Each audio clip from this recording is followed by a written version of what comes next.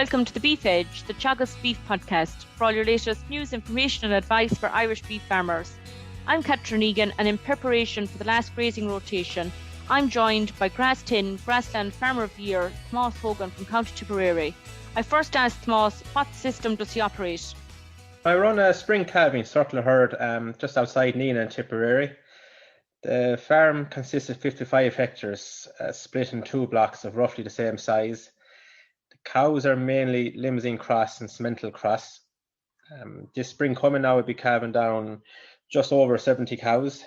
The majority of these are butting calved by maternal AI bulls. The male progeny are brought to 18 months and sold as stores.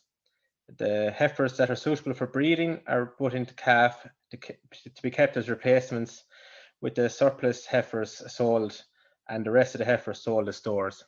And you have a strong focus on replacement index in your herd. Why is it so important for your farm? Well, I just think that regards sucklers, like to have the best cow possible, I just kind of found myself to breed replacements myself to get the type of cow that I want in order to achieve the targets. And what are you looking for in the sires you're selecting for these cows? Mainly when I'm selecting sires, what I'd be looking out for would be the milk, carcass weight, calving ability and docility. I suppose this year has been very different when it comes to grassland management. How have you managed on your farm this year? Well, overall, I suppose the year has been fairly good. Just been a few periods that have been tricky, mainly I suppose May and then June there's a bit of a drought. But overall I was happy enough with the year. All the silage was made in good order, and the back end now is great, with great utilisation of the grass at the moment. I suppose you're starting into the last rotation. How are you managing grass and how are you getting that utilisation? Well, currently there's three groups on the farm grazing. The cows and in-calf heifers are on the home farm. They're split into two groups and they're just grazing out the paddocks. I'd be hoping to have 60% of the farm on the home farm grazed by the end of October. Out in the out farm, I'll probably be a bit behind this target. It's just the weanlings grazing there at the moment, so the demand isn't huge. But with the outside farm, if I had a closing cover of 650 kilograms of dry matter, I'd be happy enough. Just with the outside farm, the demand won't be huge next spring, so I won't need to have a huge surplus of grass. And I'd be hoping to keep the weanlings out maybe till well into December, hopefully, weather permitting. How are you managing heavy covers on the farm at the minute? Well, luckily enough, the covers aren't too bad now at the moment. The last heavy covers were grazed maybe 2 or 3 weeks ago. So it'd probably just grazing around 16 or 1700. And with ground conditions the way they are, there's no problem getting a good clean outs. And what benefit do you see to putting a plan in place now, closing up paddocks on the farm to have grass in the spring? Well, the main benefit is to be able to get cows and calves turned out next spring. And the maiden heifers also will be targeted to get out. We'll say last spring now, the 25 maiden heifers were turned out to the outside farm on the 27th of February. By getting them out at this stage, it allowed me to get the first round finished by mid-April, which coincided with the start of breeding, and it also set up the farm excellent for the grass for the coming months. I suppose the past week has been great for getting grazing done on farm, but how are you going to manage if conditions change in the coming weeks, if things become difficult? Well, if weather turns for the worst, start housing cows. The weanlings should be okay. It's a dry farm, and I suppose they won't do as much damage. I'll probably just maybe start strip grazing some paddocks if I had to. And Tomas, how do you go about the weaning process on the farm to reduce stress on the calves? Well, the weaning now is finished there last Saturday week. What I do is I start by removing the cull cows first, and then the first calvers. Usually take around 12 cows away from the calves every 3 days. I'd house the cows then for 2 or 3 days and then let them out the grass. Meal is also fed 4 weeks pre-weaning, and they're also receiving a kilo of meal since. And you're weighing the cows as part of the Beef Best program. How did they perform this year? Yeah, all calves were weighed at the end of July.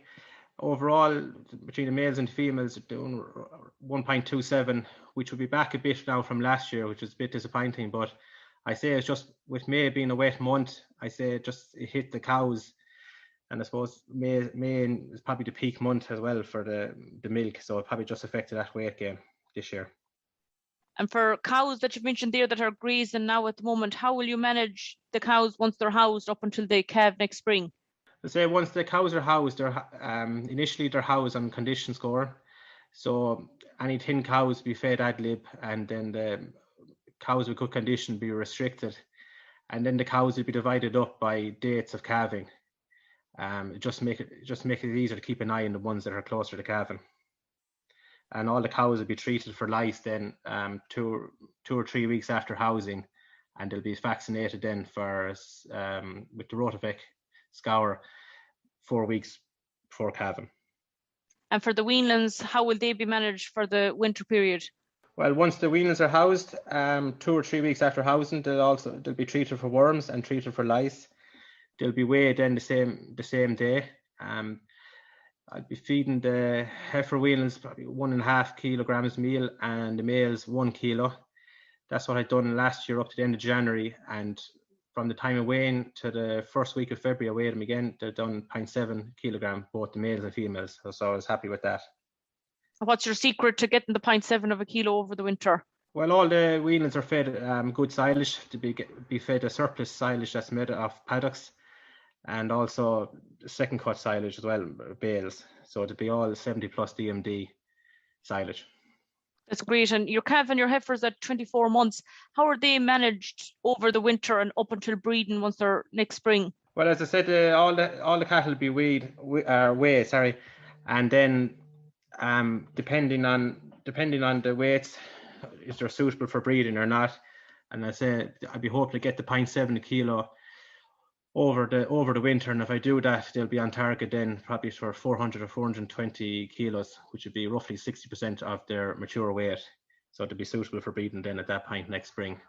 And also I'd be aiming, as I say, to get those maiden heifers out as soon as possible to get them used to get him back to grazing again. And finally, Tomas, you're a member of the Grass10 group locally, and every year I suppose the focus is really on spring grazing starts in the autumn. What are your thoughts on that? Well, I suppose a lot of depends on whether being able to get out cattle, but there's no doubt about it, like getting them out is a great advantage to the health and to the labour as well. And it also sets up the farm excellently for the year. As I said earlier, by getting out the heifer wheelings to the outside farm, I was able to finish the first rotation. So I had excellent grass then coming into the breeding, which helped with the cows, getting cows cycling again and holding to serve. That's great. Thanks very much, Tomas. Thank you very much. That's all for this week's episode, and my thanks to Tomas for joining me on the show. You can catch up on all other shows and interviews from the Beef Edge podcast on the Teagasc website at teagasc.ie, or you can listen on Apple and Google Podcasts as well as Spotify. Don't forget to rate, review and subscribe so you never miss a show. For all other updates from our beef programme, keep an eye on our Twitter and Facebook pages. Until next time, I'm Catherine Egan, and thanks for listening.